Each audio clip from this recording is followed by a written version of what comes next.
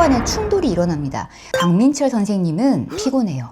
김상훈 선생님은 분량이 많습니다. 그리고 김동훈 선생님은 좀 답답할 수는 있습니다. 자, 유대종 선생님은 상위권에게는 다소 좀 장황하게 느껴질 수도 있어요. 자, 이 학생들은 EBS 문학 인강을 풀커리로 안 들어도 돼요. 자, 오늘 영상은 그냥 문학 강사 추천 영상 아닙니다. 자, 오늘 이 영상은 딱 이겁니다. 내 등급, 내 약점, 내 시간 안에서 어떤 강사로 들어야 하는가, 누구는 들어야 되고 누구는 안 들어도 되는가, 문학을 이미 잘하는 학생이라면 인강 대신 무엇을 해야 되는가, 그럼 시간이 없는 학생은 EBS를 어떻게 최소 시간으로 끝내야 되는가. 자, EBS 문학 강의는 크게 4종류입니다. 첫 번째, 작품 설명하는 형. 국어가 약한 학생에게 필요합니다. 두 번째, 평가원 분석형. 상위권한테 강합니다. 셋째, 실전 행동형. 시험장에서 뭘 봐야 되는지, 어디서 멈춰야 되는지, 이 선지를 어떻게 처리해야 되는지 행동 가이드를 주는 강의입니다. 3, 4등급에게 특히 좋습니다. 넷째, 압축 정리형이에요. 시간이 부족한 학생들이 핵심만 빠르게 확인하는 그런 강의입니다. 자, 그래서 EBS 문학은 내 상태를 먼저 봐야 됩니다. 강민철 선생님은 한마디로 표현하자면 평가원 문학 해부를 해주세요. 평가원에서 어떻게 출제될 수 있는지, 어떤 표현이 선지화될 수 있는지, 혹은 이 시상 전개가 어디서 문제화되는지 이걸 굉장히 세밀하게 봐주세요. 잘 맞으면 되게 무기입니다. 근데 안 맞으면요, 피곤해요. 이게 무기가 아니라 철갑옷 같아요. 멋이 있는데 좀 무겁습니다. 자, 강민철 EBS를 듣고 와, 나는 이제 문학이 보인다 까지는 쉬워요. 근데 진짜 문제는 그 다음입니다. 복습을 안 하면 시험장에서 안 나옵니다. 추천 대상은 한 2등급 이상 정도, 선지의 근거를 정확히 잡고 싶은 학생, 혹은 복습을 실제로 할 수 있는 학생한테 추천을 합니다. 김상훈 선생님은 이 작품 포인트와 선지 판단 체계를 잘 잡아주세요. 그 수특 문학에 수록된 전 작품을 촘촘하게 다뤄주십니다. 작품별 출제 포인트, 문학사적으로 가지는 의미, 선지화될 만한 부분, 이거를 체계적으로 정리를 해주세요. 수능 문학에서 여러분을 죽이는 건 이 말도 안 되는 선지가 아닙니다. 이 그럴듯한 선지예요. 매력적인 오답. 김상훈 선생님은 이 지점을 잡는데 굉장히 강해요.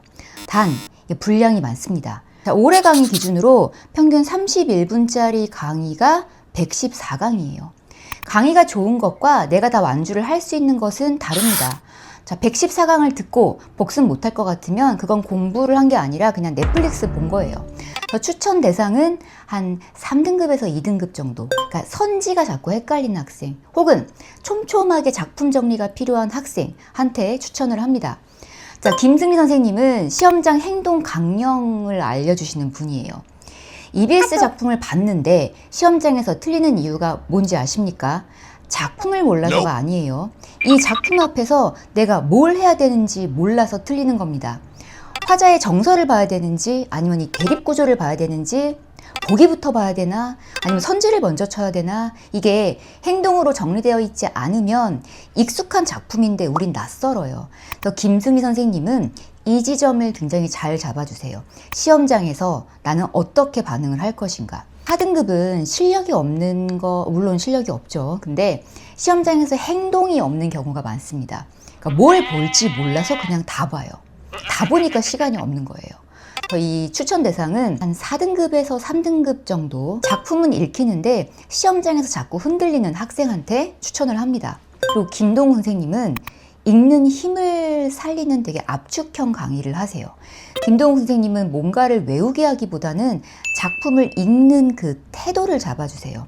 좀 답답할 수는 있습니다. 왜냐하면 이게 떠먹여주는 강의가 아니라 네가 쉽게 만드는 강의를 해주시는 분이에요. 사실 이제 수능장은 남이 씹어준 걸 이제 뱉어내는 게 아니니까 내가 씹어서 소화한 것만 남는 곳이죠. 김동훈 선생님 강의는 짧아요. 46분 기준으로 15강. 수특편은 운문 작품 강의를 하시고 산문은 주로 자기주도 학습 강의를 하시는데 전 작품을 하나하나 떠먹여주는 강의는 아니에요. 그래서 추천 대상은 상위권이야. 근데 EBS를 너무 길게 가져가긴 싫어. 그리고 운문 감각을 좀 정리하고 싶어 추천합니다. 자, 유대종 선생님은 친절하고 안정적인 아주 정석형이에요. 설명이 편하세요. 아, 그래서 이런 말이었구나 이런 얘기가 쉽게 나오는데 친절한 강의라고 해서 무조건 낮은 수준이란 뜻은 아닙니다. 중위권한테 친절함은 실력으로 들어가는 입구 같은 거예요. EBS를 혼자 보면 막막한 학생 혹은 이제 고전 산문을 봤을 때 멘탈이 나가는 학생한테 좋습니다.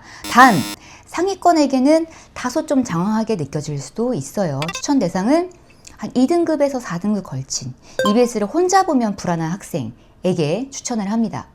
자, 전형태 선생님은 고전 문학의 구원자 같으신 분이시죠. 고전 시간은 해석 싸움 이전에 일단 공포감을 좀 제거를 해야 됩니다. 사실 고전 시간은 반복돼요.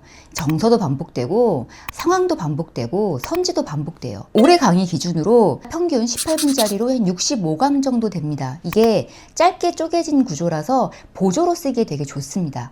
그래서 추천 대상은 고전 문학이 약한 모든 등급. 근데 이때는 메인 강사 선생님을 다른 분으로 정해놓고 보조 조합으로 가는 걸 추천합니다.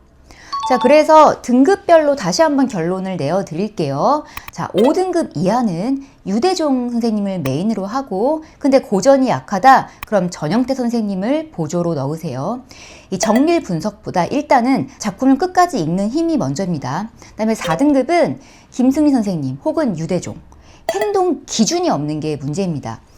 3등급은 김승리 선생님 혹은 김상훈 선생님 추천해요.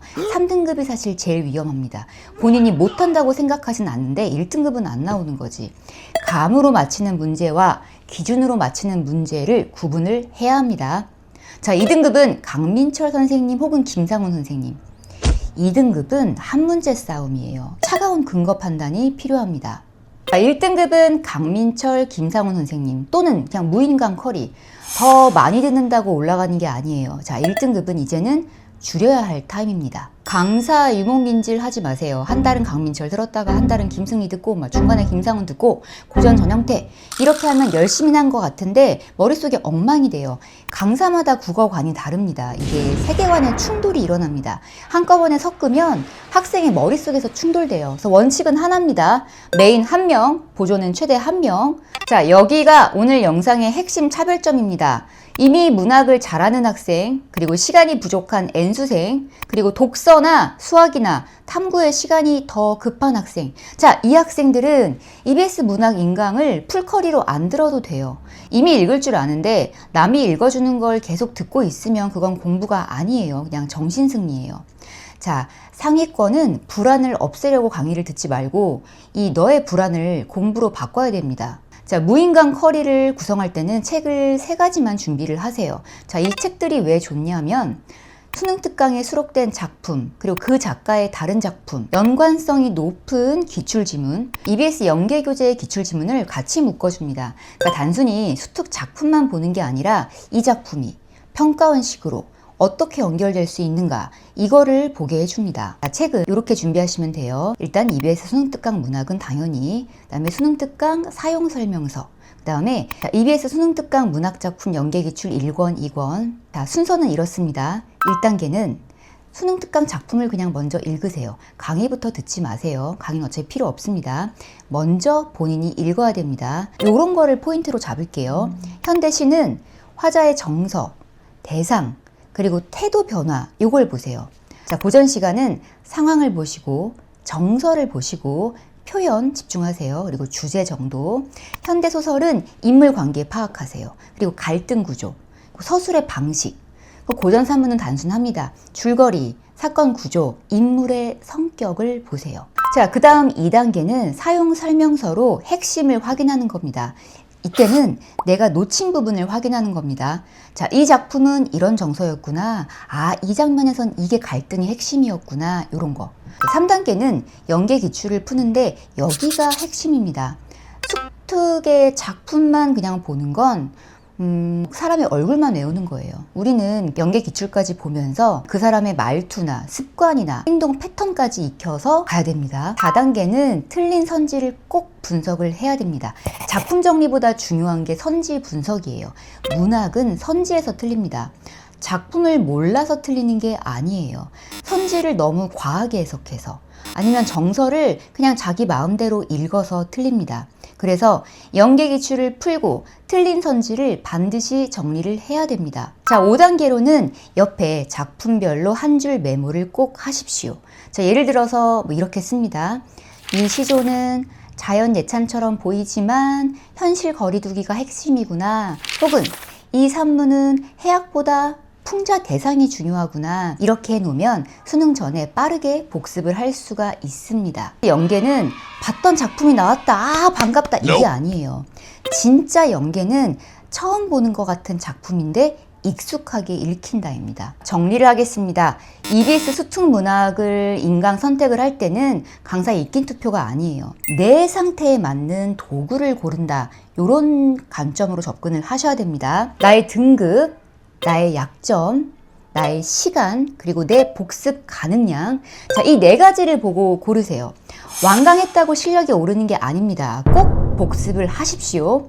자, 지금까지 에듀부티크 H였습니다. 수험생 여러분, 오늘도 정말 수고 많았습니다. 구독과 좋아요도 함께 부탁드립니다.